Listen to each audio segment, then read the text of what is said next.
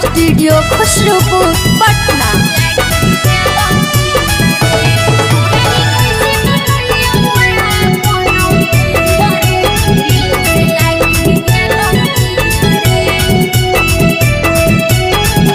छौड़ी पहन के हाई हील खूब बनाबो हॉकी रील। छौड़ी पहन के हाई हील खूब बनाबो हॉकी रील। छौड़ा रे कैसे बतैयो अपन फील रे, रील से लागी गेलौ दिल रे। छौड़ा रे कैसे बतैयो अपन फील रे, रील से लागी गेलौ दिल रे।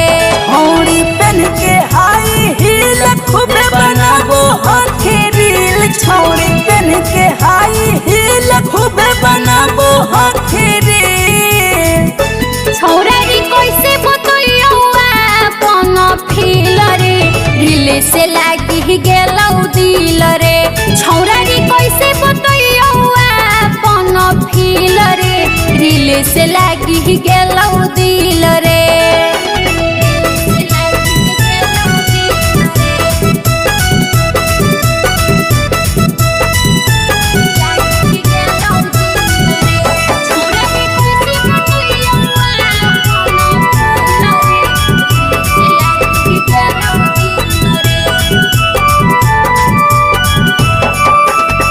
दिन रात बनाबो हॉकी स्टा पर रील दे।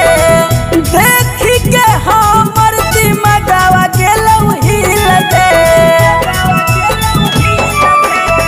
कहूँ चिट्टू जन्म छौड़ा अब कितना मजा, लाइक फॉलोअर जब मिलो है ताजा ताजा।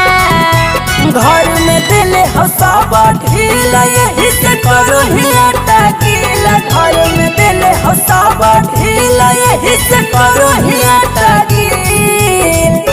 छौड़ा रे कैसे बतैयो अपन फील रे, रील से लागी गेलौ दिल रे। छौड़ा रे कैसे बतैयो अपन फील रे, रील से लागी गेलौ दिल रे।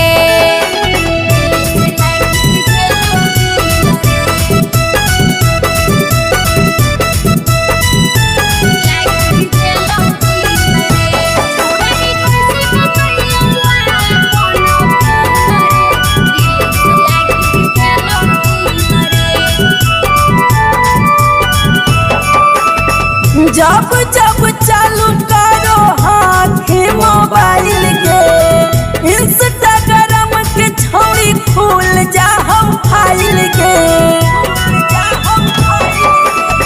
सुन लक्ष्मण गंगा जली के बतिया, हमरा त धर लेल गौरील के अदतिया। देबो प्यार वाला फील आके हमारा से मिल। देबो प्यार वाला फील आके हमारा से मिल। छौड़ा रे कैसे बतैयो अपन फील रे, रील से लागी गेलौ दिल रे। छौड़ा रे कैसे बतैयो अपन फील रे, रील से लागी गेलौ दिल रे।